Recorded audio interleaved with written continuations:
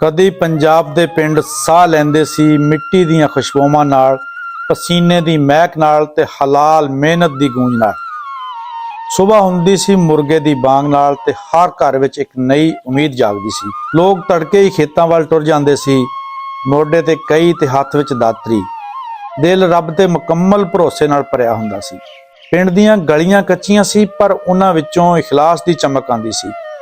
कच्चे घर, मिट्टी दे नाल लिपे होए विहड़े, दीवियां दी लौ ते मावां दीयां दुआवां, इह सब दी दौलत सी।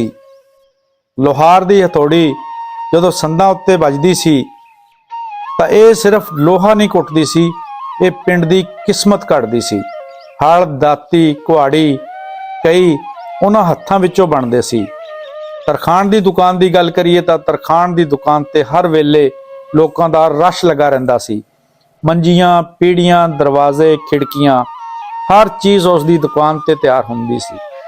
पिंड दा नाई सिर्फ बाल कट्टण वाला नहीं सी, वो पिंड दी ज़बान सी। हर खुशी, हर गम उहदे कोलों हो के लंघदा सी। हर घर दी खबर नाई कोलों लभ जांदी सी। शाम नूं गलियां विच बच्चे मुख्तलिफ किस्म दीयां खेडां खेडदे हुंदे सी, जिन्हां विच कबड्डी, बांटे, गीटे, लुकण मिट्टी ते कौडी कौडी खास खेडां हुंदियां सी। बच्चे मिट्टी नाल खेड के बहुत ज्यादा खुश हुंदे सी। शाम नूं बजुर्गां दीयां महफिलां लगदियां हुंदियां सी।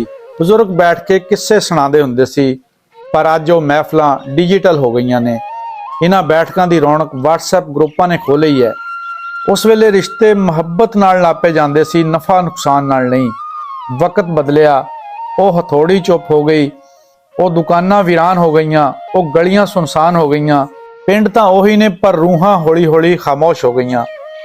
अज पिंड दीयां सहूलतां वध गईयां पर प्यार, मुहब्बत ते सबर घट गया है। वड्डे वड्डे घर बन गए ने पर दिल बहुत छोटे छोटे हो गए ने। पर यह मिट्टी अज भी साडा नां पुछदी है, ये खेत अज भी साडी राह तकदे ने। जे असीं अज भी लोहार दी आवाज़, नाई दी मुस्कुराहट ते बच्चियां दे हासे याद रख ले तां पिंड कदी नहीं मर सकदा। क्योंकि पिंड सिर्फ रहायश नहीं, पिंड साडी पहचान है, साडी जड़ है ते साडा मान है। क्योंकि पिंडां विच तुहाडी पहचान तुहाडे बाप दादा दे नां तो हुंदी आ, ना कि गलियां जां बाज़ारां दे नंबरां तो।